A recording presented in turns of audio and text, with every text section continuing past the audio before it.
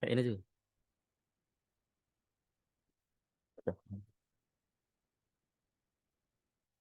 Besar dulu.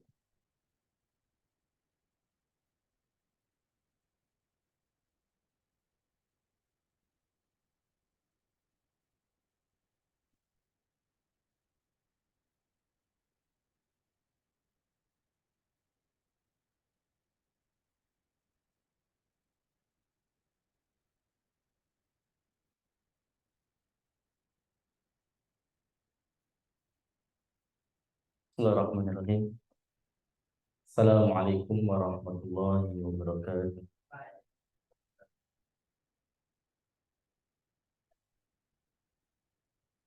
Alhamdulillah rabbil alamin. Salatu wassalamu ala asrofil anbiya'i wal mursalin wa ala alihi wa ashabihi ajma'in. Amma ba'd. Rabbi ishrah li sadri wa yassir li amri wa hlul 'uqdatam min lisani yafqahu qawli. Alhamdulillah hadirin, eh, sahabat rekan Rabu Pendidikan, sore hari ini alhamdulillah kita sampai di tokoh terakhir di bagian tema para fuqaha di kota Madinah.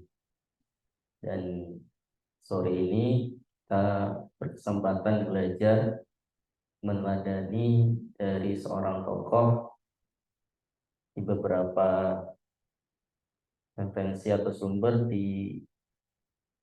disebutkan sebagai lautannya ilmu, itu Abu Salamah bin Abdurrahman. Di beberapa referensi akan lautannya ilmu itu adalah Abu Salamah, dan beberapa ulama lainnya juga memberikan pujian kepada beliau, di mana selain wajahnya yang cerah terhadap ilmu, saya gemar sekali untuk ya saya ini cerahnya ini minyak ini udah mandi gitu. Tapi masya Allah, baru nyeplos Lombok itu keringatannya luar biasa. Tambah ada sorot cahaya gitu, tambah glowing gitu ya. Glowingnya karena ini berwajah yang berminyak. Ini masya Allah, Abu Salamah bin Abdurrahman itu di beberapa ujian ulama itu cerahnya itu karena kesungguhannya terhadap ilmu. Oh, masya Allah. Ini kalau adik-adik teman-teman, ini cerah, lesu, apa, lemes. Oh, masya Allah. Senyum, menebar ini menebar senyum apa? Beda ya. Nah, jadi masya Allah, ada orang-orang yang diberikan rezeki oleh Allah Taala dan kenikmatan,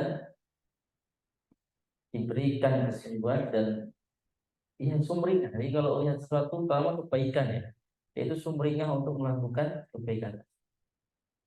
Insya Allah mungkin kita nanti bisa memetik eh, pelajaran-pelajaran penting dan hikmah dari ulama ahli fikih dari kota Madinah di bagian terakhir di dalam bahasan kali ini, di mana beliau Abu Salamah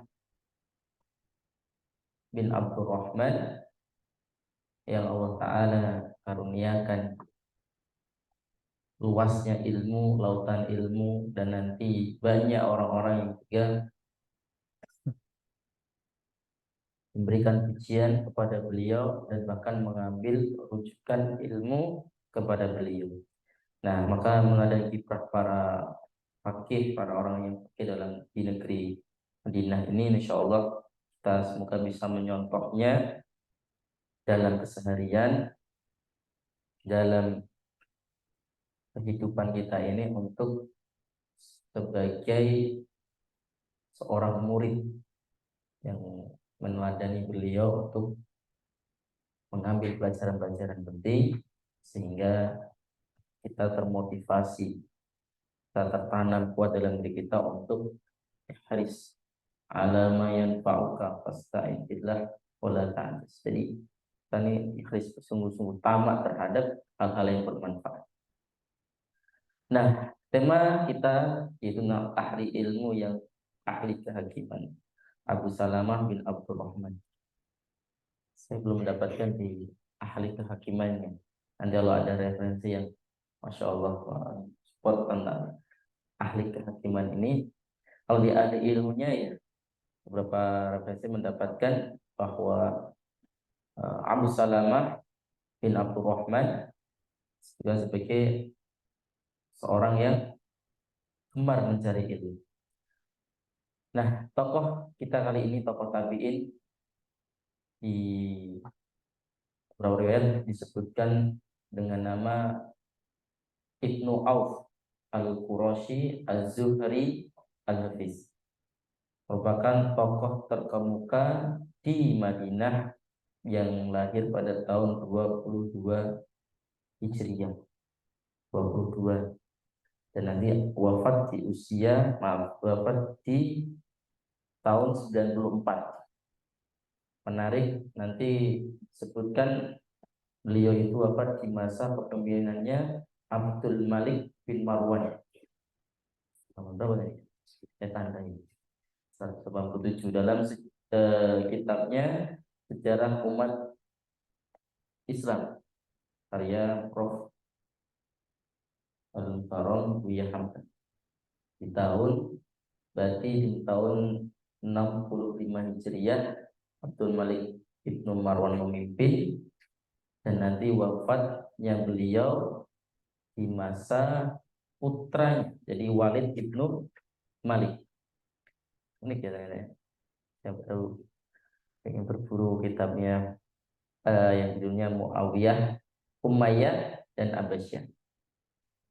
Saya kalau di sejarah umat Islam ini nanti tema-tema umum, artinya di situ para tokoh-tokoh yang kemudian ada tahunnya, yang penting catatan penting tahun itu, kemudian ada pelajaran-pelajaran atau kisah di masa beliau.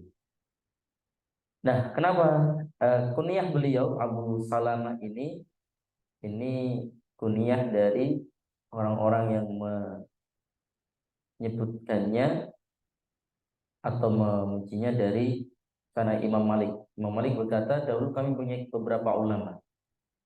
Salah seorang di antara mereka nama julukannya adalah Abu Salamah. Ini beda sama ini ya, sama apa itu namanya, Ummi Salamah, beda lagi. Ini tokoh tabi'in. Nah, jadi Abu Salamah kunyah beliau itu dari Ibnu Auf, dia Abu Salamah bin Abdurrahman, dari nama Ibnu Auf Al-Qurashi Az-Zuhri Al-Hafiz. Nanti ada nama lengkap beliau di beberapa referensi disebutkan sebagai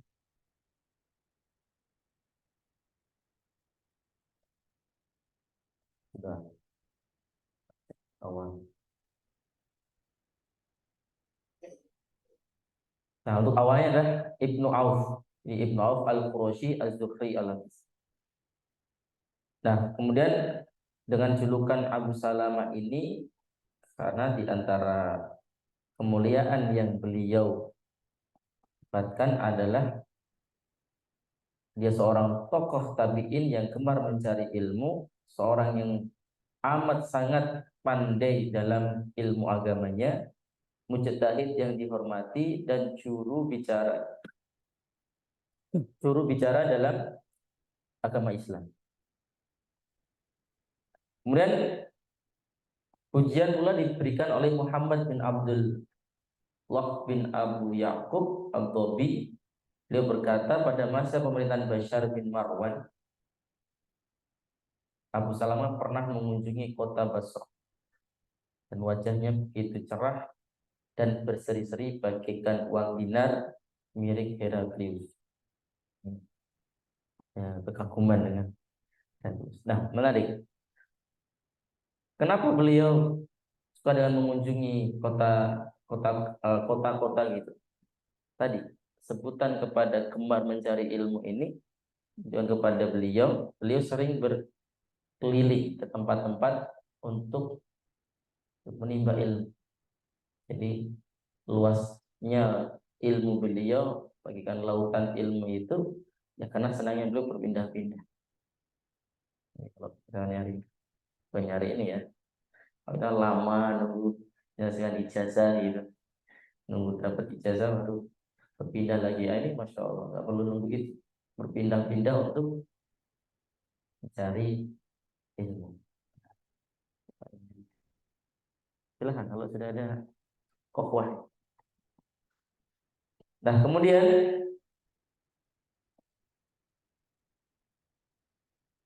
Abu Salamah juga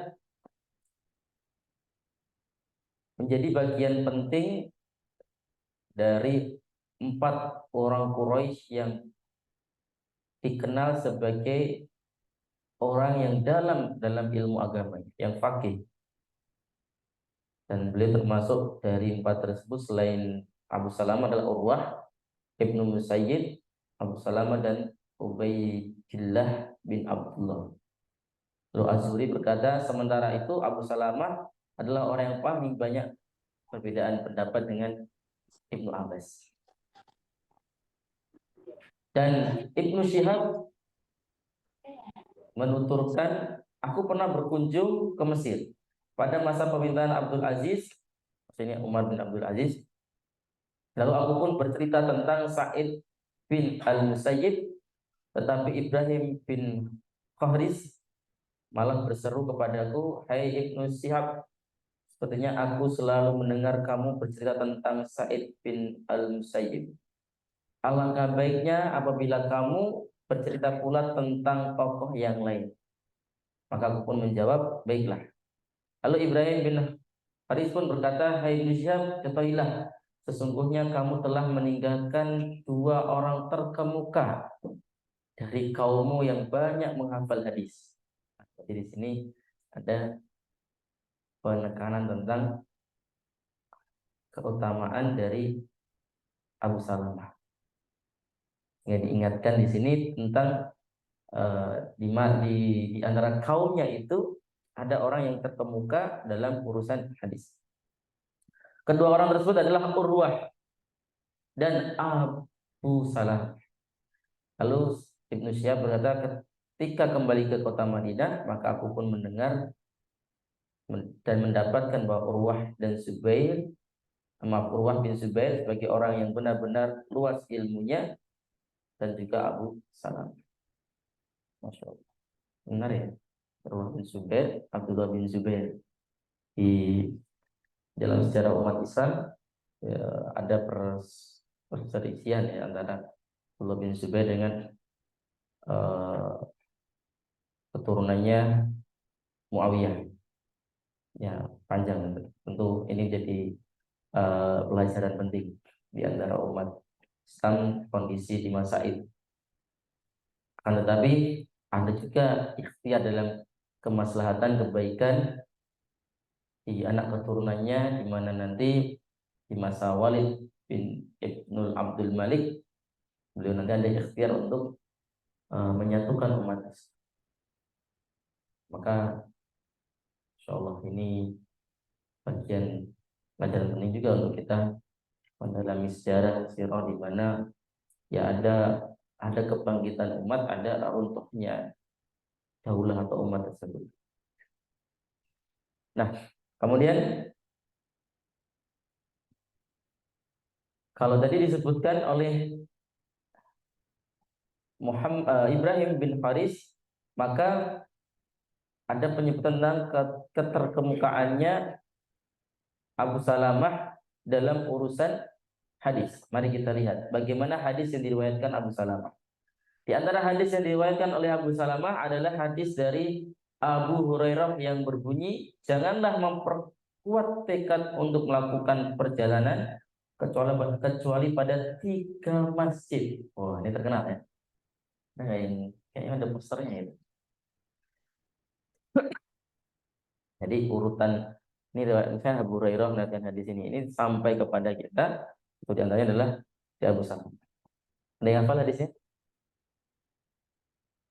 Ada ilah salasin. Hah?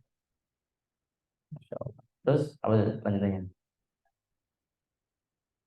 Hmm. Terus masjidku dulu. Masjid Nabawi, Masjidil Haram dulu. Di sini Masjid Nabawi, Masjidil Haram, dan Masjidil Aqsa. Hadis yang lain yang bersumber dari Abu Salamah dari jalur Qatadah bahwa Rasulullah Shallallahu Alaihi Wasallam bersabda, melihat itu dari Allah dan bermimpi itu dari setan. Ketika salah satu di antara kalian bermimpi buruk, hendak ia meludah ke kiri sebanyak 3 kali dan berta'awud atau berlindung kepada Allah dari keburukan, maka tidak akan membahayakannya. Oh, menarik. Dari 2 hadis yang terkenal ya. Dan adalah dari Abu Salamah yang meriwayatkan.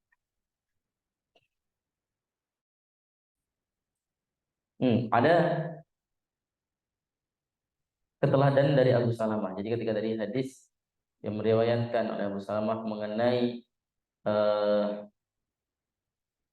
hadis-hadis penting di mana Abu Hurairah meriwayatkan tentang 3 masjid yang kunjungi, kemudian tentang doa ketika bermimpi buruk, atau ada eh, cara untuk apa yang dilakukan setelah melakukan mimpi buruk itu, maka ada amalannya dengan meludah 3 kali dan berdoa atau berta'awud.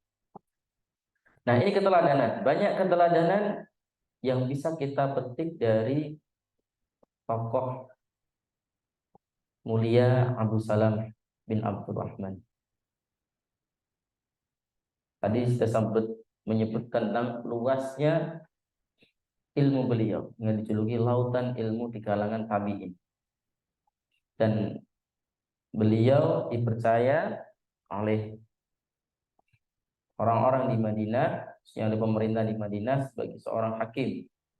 Nah, ini berarti ada, tapi perlu untuk cek secara sejarahnya tentang penunjukan beliau menjadi seorang hakim. Dan yang amat besar, beliau memiliki kerendahan hati, ketawaduan yang luar biasa dalam perkara keilmuan. Artinya beliau ahli ilmu, kan tetapi beliau sangat tawadu. Kalau ibarat seperti padi itu ya, ada yang kemudian makin berbobot, bobot badannya ya, tapi bobot ilmunya ya dia makin menundukkan. Dan makin berilmunya seseorang, dia menunjukkan semakin tawadu.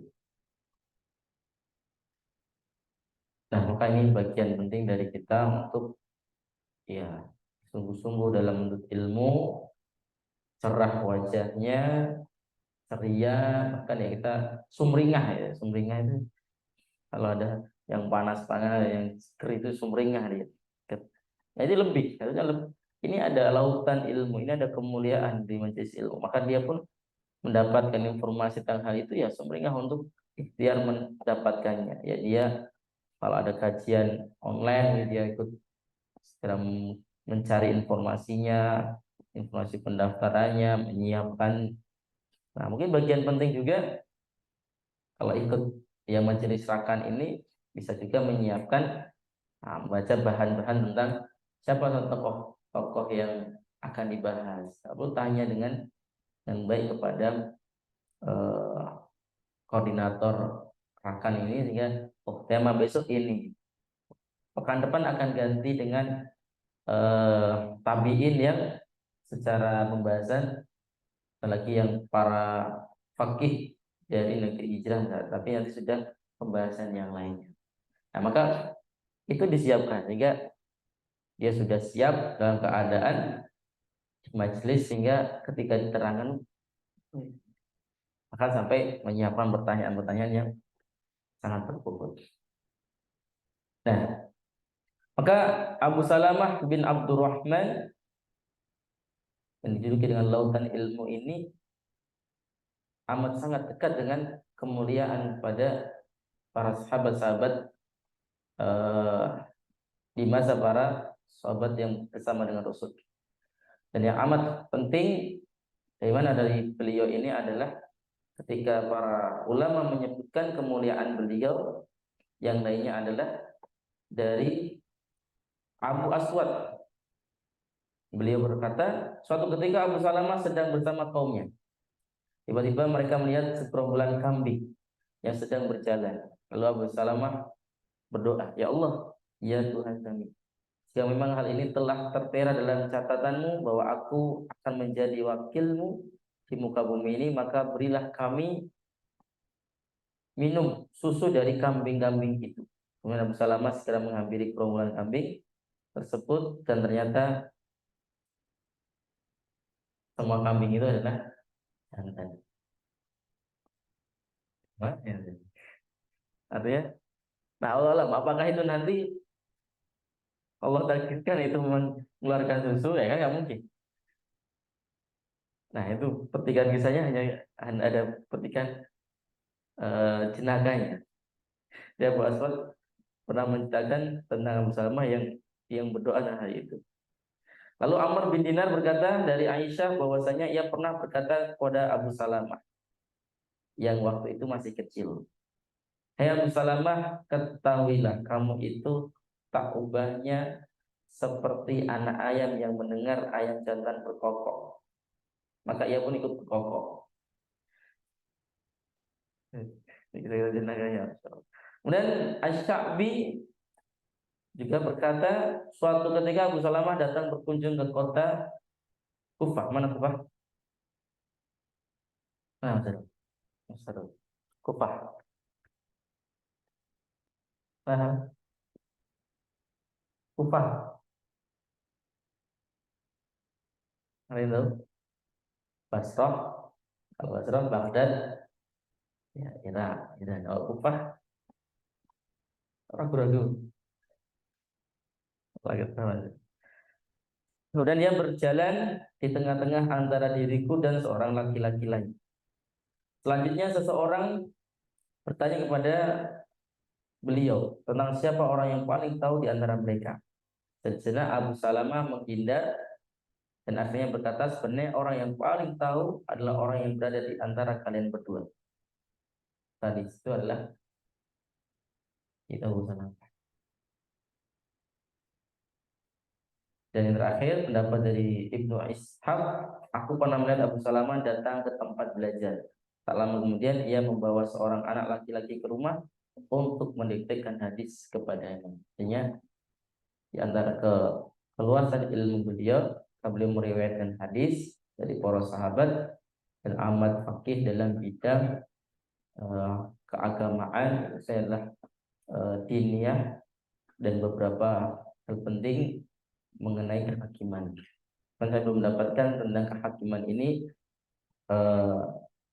baik dari sisi referensi dan dalamnya kisah-kisah juga sangat minim, sehingga untuk kehakiman belum mendalam.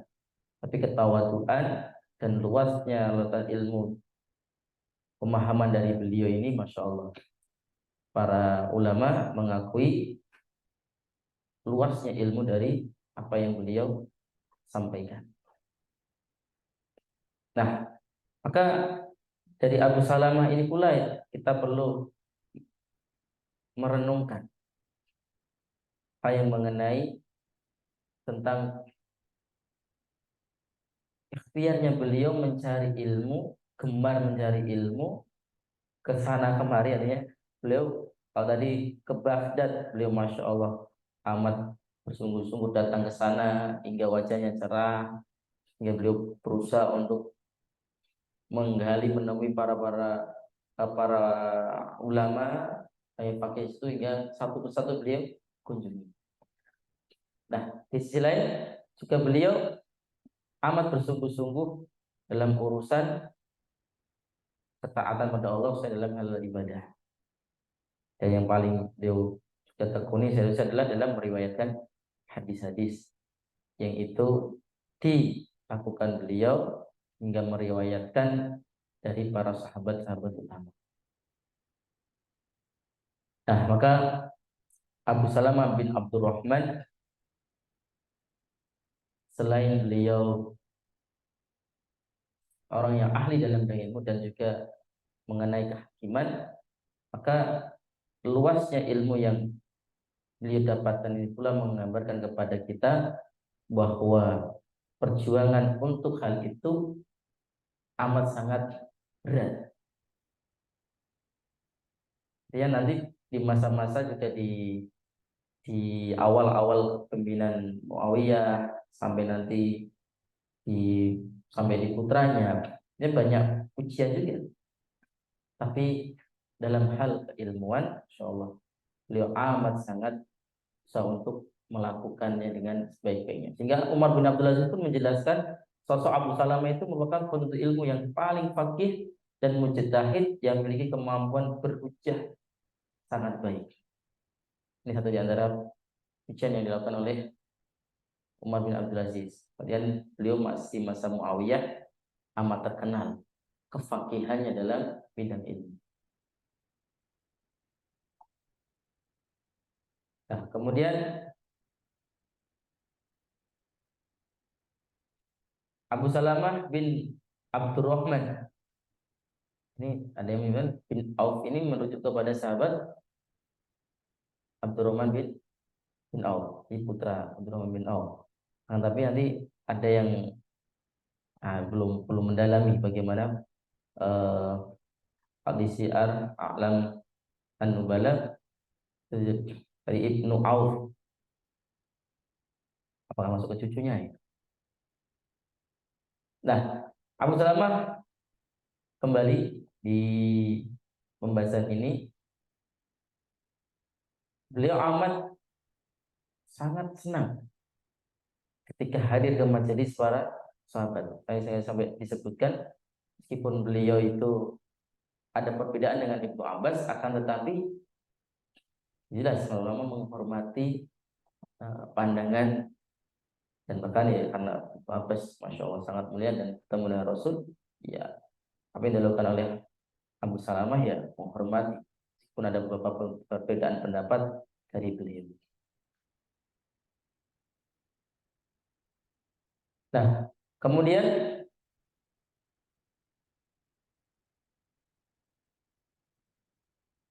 di akhir hidup beliau,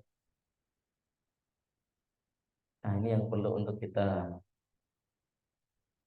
mengambil keteladanan yang sangat mendalam dari Abu Salamah ini adalah ketika beliau wafat di usia 72 tahun di kota Madinah di masa pemerintahannya Walid bin Abdul Malik pada tahun, kalau Abu Walid bin Abdul Malik pada tahun 86 Hijriah, di tahun 705 Masehi. Jadi setelah menggantikan ayahandanya Abdul Malik, Walid bin Abdul Malik ini satunya adalah generasi yang melanjutkan Daulah Umayyah yang nanti ikhtiar untuk melakukan perbaikan-perbaikan. Dan beliau Abu Salamah wafat di usia yang 70 tahun. Jangan usia 70 tahun muda apa tua? Masya Allah, amat sangatnya 72 tahun. Ya, 72 tahun kita produktif dengan yang karya-karya seperti beliau, Masya Allah. Dari lahir 22 wafat 94. 72 tahun itu Masya Allah amat penting untuk kita cermati, bukan karena lamanya itu, tapi keluasan ilmu, kemuliaan terhadap ilmu agama itu yang membuat beliau dijuluki dengan kebaikan-kebaikan dari para ulama. Allah alam bisawab. Sehingga keteladanan apa yang bisa kita petik dari kisah dari Abu Salamah bin Abdurrahman bin Auf az-Zuhri ini amat penting karena beliau satu di antaranya ke tokoh tabi'in dan luasnya ilmu beliau, bahkan sampai orang-orang sekitar beliau menjadikan beliau sebagai orang yang rujukan, bahkan orang terkemuka. Dan ketika orang mau belajar, masih ada orang-orang yang akan terlewatkan, sehingga Ibnu Syihab itu diperintahkan untuk mempelajari dari beliau, sehingga tahu luasnya ilmu beliau hingga menjadikannya Abu Salamah amat terkemuka. Nah, ada sejarawan Khalifah bin Fayyad berkata, Marwan bin Hakam meninggalkan Madinah pada tahun 48 Hijriah. Ketika itu 22 Hijriah beliau lahir, berarti 48 itu sekitar 26 tahun. Dan Madinah dipimpin oleh Sa'id bin As dan Abu Salamah bin Abdurrahman diminta menjadi hakim. Oh, ini mendapatkan perlu dalami lagi. Berarti di usia berapa ya? Kalau oleh Sa'id bin As dipimpin di masa itu 48 Hijriah, berarti di usia 26 tahun itu menjadi hakim. Ya, 26 tahun. Karena kita perlu untuk menengok orang-orang hebat di usia-usia itu sudah menjangkau luasnya ilmu dan pengalaman. Lalu Abu Salamah terus menjabat sebagai qadhi Madinah hingga Sa'id tidak lagi menjabat sebagai gubernur kota itu pada tahun 54 Hijriah. Abu Sa'ad berkata, Abu Salamah wafat di Madinah tahun 94 Hijriah. Berarti di sini kita dapat yaitu tentang masa di mana Abu Salamah menjabat sebagai hakim di masa pimpinan oleh Sa'id bin As. Di usia 26 tahun beliau menjabat sebagai hakim di masa itu. Kita bertanya itu. Oke, itu beberapa hal pertama dalam ahli ilmu dan ahli kehakiman, dan inilah yang perlu untuk kita pelajari dan kita dalami. Tidak cukup di sini saja, sehingga kita bisa bersungguh-sungguh mempelajari kisah-kisah orang-orang hebat, orang-orang yang tidak menyanyiakan waktunya, orang yang gemar dengan ilmu, gemar untuk menuntut ilmu, hingga luasnya lautan ilmu yang beliau miliki. Sehingga saya nggak puas kalau mau saja ada sepetak ini saja nggak. Nah, Masya Allah ada saudara kita yang pernah merasakan belajar juga, bisa tanya kepada Ustaz Farul yang belajar di negeri yang lain, gimana suasananya. Itu ada daulah muhabbitin, murabitin sama itu apa lagi itu. Dan di daerah Sudan sama di daerah Maroko dan juga di Andalusia ini. Dua daulah yang Masya Allah. Nah, nanti bisa kita mendengarkan juga bagaimana saudara-saudara kita di sini. Nah, maka pelajaran yang tadi amat penting dari Abu Salamah ini semoga bisa kita jadikan teladan yang tadi dalam hal ilmu, dan Masya Allah bisa menjadikan hal-hal yang penting untuk kita jadikan pelajaran dalam keseharian kita. Nah, ada catatan tambahan ini tentang Abu Salamah. Ini tapi referensinya dari web, nanti perlu di cross check sumbernya. Beliau Abu Salamah ini Abdullah bin Abdul Asad. Nah, ini nanti lagi saya Abu Salamah bin Abdurrahman. Nah, ini istilahnya. Nah, catatan dari maaf ini beda ternyata. Ini Abu Salamah bin Abdul Asad. Kalau tadi Abu Salamah bin Abdurrahman bin Auf. Nah, sebagai catatan terakhir mengenai Abu Salamah bin Abdurrahman bin Auf,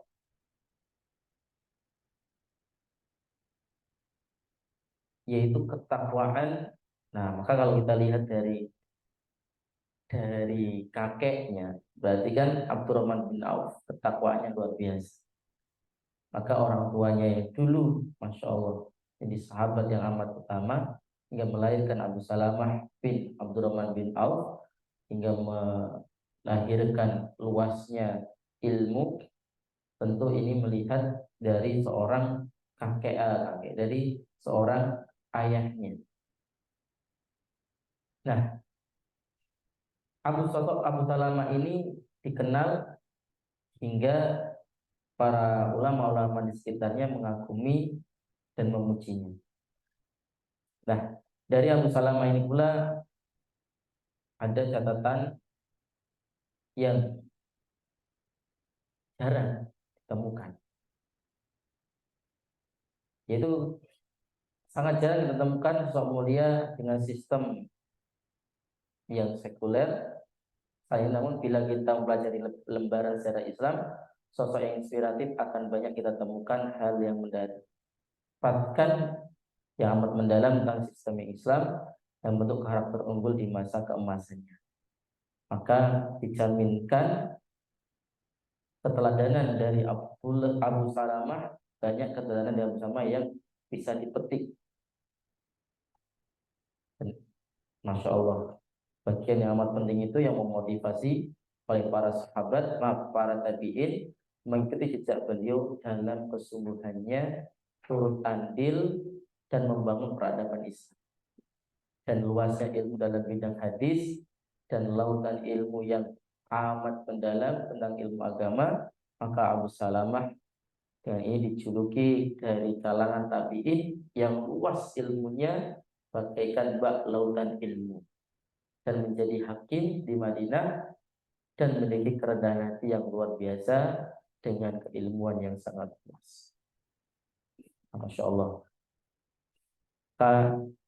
Teman-teman, sahabat akan yang dimuliakan oleh Allah Ta'ala, semoga keteladanan dari Abu Salamah, di mana beliau amat mendalam dalam kefakihan dalam bidang ilmu, mujtahid, dan orang yang diberikan luasnya aliran ilmu, semoga kita bisa mengambil pelajaran keteladanan dari beliau, khususnya kesungguhan dalam mencari ilmu, luasnya ilmu, sehingga beliau Masya Allah gemar sekali untuk menuntut ilmu. Nah, semoga ini yang sedikit bisa kita jadikan semangat, motivasi kita untuk sungguh-sungguh meneladani para orang-orang yang hebat. Tidak kurang-kurang kita ini mencari contoh, mencari teladan. Ada Rasulullah, kemudian sampai dengan para sahabat, dan tentu saja masih ada 101 kisah para tabi'in. Kalau sahabat ada yang menuliskan ada 104 para sahabat di karyanya siapa? Mahmud Al-Misri. Ada 101 kisah para tabi'in.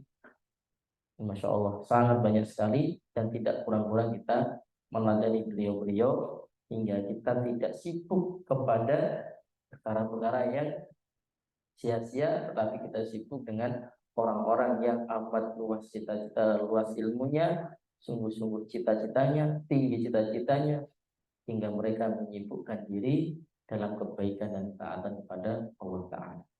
Allah a'lam bishawab. Ini nanti bisa kita lanjutkan dengan diskusi. Saya kembalikan ke pembawa acara. Subhanakallahumma wa bihamdika, asyhadu an la ilaha illa anta, astaghfiruka wa atubu ilaik. Assalamualaikum warahmatullahi wabarakatuh. Waalaikumsalam. Terima kasih atas materi yang sudah disampaikan ahli ilmu yang ahli kehakiman, Abu Salamah bin Abdurrahman bin Auf, di mana beliau adalah seorang penuntut ilmu yang faqih dan mujtahid yang punya kemampuan berhujjah, di mana ketika beliau dalam usia 26 tahun sudah diangkat menjadi hakim, ya 26 tahun dan menjadi hakim di saat Madinah dipimpin oleh Sa'id bin Al-As, yang kemudian beliau menjadi hakim selama 6 tahun hingga usia 32 tahun. Masya Allah. Masya Allah.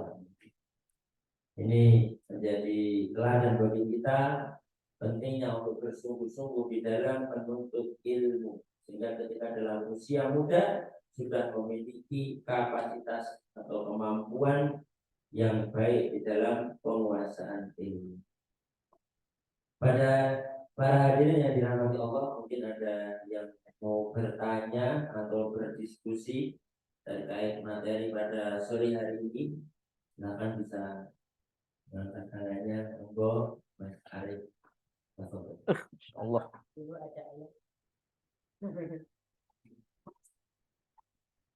Apakah dulu ada ayam? Nah,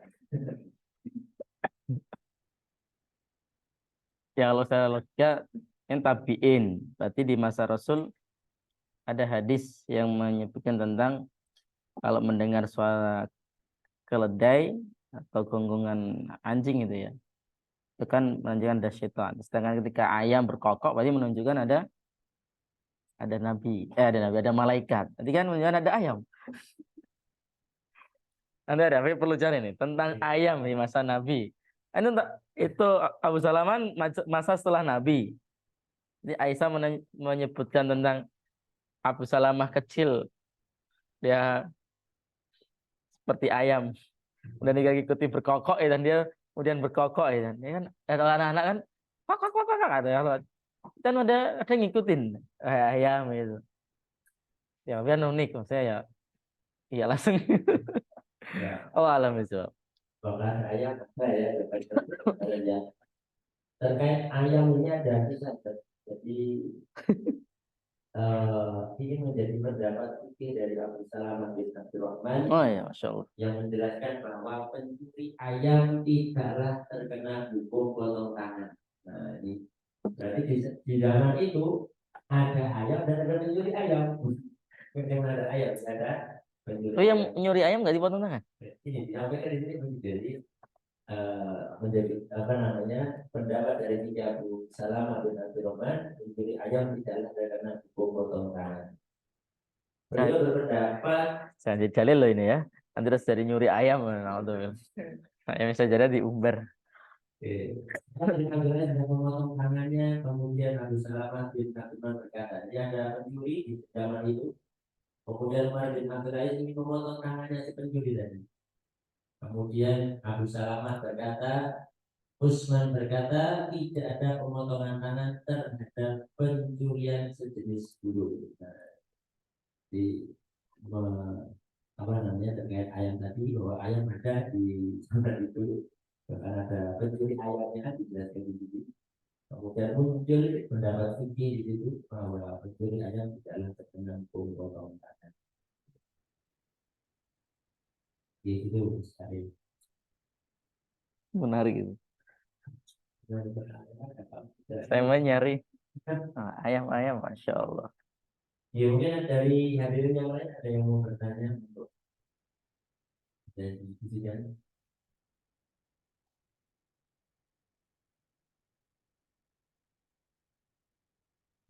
Ya, teman-teman, bismillah.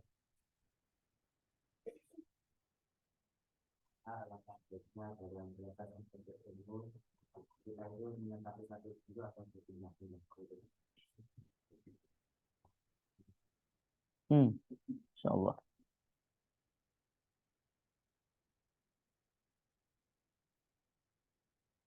Cek tadi.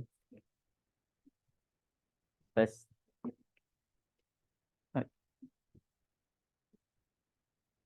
Gimana? Mau menetap satu guru atau berpindah-pindah?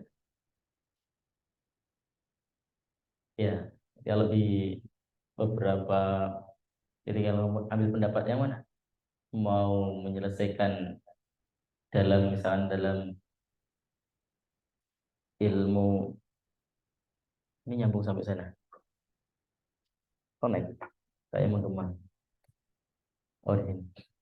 Nah, kan mau fokus dalam ilmu tahsin Quran. Itu mau ngambil satu guru atau banyak guru? Nanti guru ini sanadnya begini, guru yang lain sanadnya begini. Nah, alangkah baiknya dari situ berarti satu guru menyelesaikan yang nanti yaitu menjadi sanad dengan Quran tersebut. Tapi tentu belajar di misalnya keperluan ilmu untuk mengembangkan ilmu ya, pengetahuan umum itu untuk saling menguatkan kan, matematika mungkin fisika dan menyaitkan ilmu kimia saling bersangkutan. Saya dengan berganti atau guru-guru yang memang beda-beda dan fakir di bidang itu.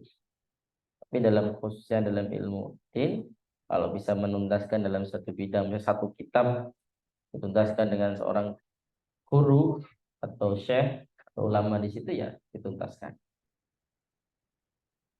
Ya nanti di masjid, ini kalau guru-guru kita cerita tentang di Masjid Madinah ada tempat-tempat di bilik-biliknya itu ada yang fakih yang di bidang nanti di tahsin Quran, nanti ada yang di bagian akidah, tauhid, nanti ada yang di bagian akhlak, bahas satu kitab ya, di situ jadi sampai bahkan selesai kuliah di kalau sudah nanti kuliah di UIM itu ya, insya Allah ya. Tapi di UIM itu tidak hanya selesai di situ, tapi bahkan banyak majelis ilmunya di Masjid Nabawinya, di luasnya di sana. Nah, kalau mungkin mau fokus di bidang akidah, kan nggak pindah-pindah ke akhlak, ke apa lagi nanti, adab dan sebagainya. Fokus di bidang akidah itu dengan guru tersebut. Nah, kalau saya lebih berpendapat ya fokus satu guru, kemudian saya pribadi ya memilih guru dan fokus untuk mendalami itu. Baru kalau sudah memang kita menguasai di situ ya pindah. Tapi dalam menguasai loh, tapi untuk pengetahuan umum atau untuk sebagai tambahan ilmu ya boleh mencari membaca buku-buku untuk referensi secara global. Tapi untuk secara spesialis yang khusus ya fokus dalam satu bidang itu pada guru yang memang fakih di bidang itu mendalaminya. Tapi kalau mau menambah dan lebih mendalaman lagi, ternyata ada yang juga lebih fakih, dia kejar ke guru yang lain juga boleh. Oh, guru yang itu dia ahli di bagian ini, ya dia mengajarnya sampai Allah alam. Gitu. Misalnya antum di sini ya, menuntaskan di sini ya nggak apa-apa. Akan mau belajar dengan guru-guru yang antum pelajari di sini, ikut belajar di sini, ya ikhtiar di situ. Terus kemudian pindah-pindah, ya. Nanti beda lagi loh. Kalau di tempat kita ya masih ada sebagainya memerlukan untuk dia ada penghormatan untuk ijazah atau sertifikat ya, sehingga dia harus tercatat di sekolah tersebut memang ada. Tapi kalau untuk misalkan kayak di Masjid Nabawi tadi itu nggak ada yang sertifikat seperti ini. Ya pernah belajar pada guru ini, pada syekh ini, itu banyak ada apa namanya sebutannya itu ijazah itu namanya apa? Bukan sanad. Ya ijazah sanad. Apa? Syahadah. Ada juga syahadah dari guru itu biasanya ada syahadah dari kalau Mas Fatih sama Mas Hamzah dapat syahadah dari Ustaz Dars kan? Ada kan nama syahadahnya ya? Yes, kayak sertifikat itu ya. Ijazah. Kemudian lebih mantap syahadah dari Guru Tahsin Brastor Fatul Atfal. Masya Allah kan lebih ada sesuatu yang kita kembalikan niat di situ. Allah alam. Ya enak dibuka ini. Bibir. Ada yang mau diskusi ya? Tanya, mau diskusi? Cukup, selesai, tahu, tadi ada tambahan ada. Cukup ya. Perlu memperkaya referensi. Oke, kita akhiri pertemuan pada sore hari ini dengan doa penutup majelis. Subhanallah wa bihamdika asyhadu an la ilaha illa anta astaghfiruka wa atubu ilaik. Jazakallahu khair. Mohon maaf atas segala hal yang kurang berkenan. Assalamualaikum warahmatullahi wabarakatuh. Waalaikumsalam.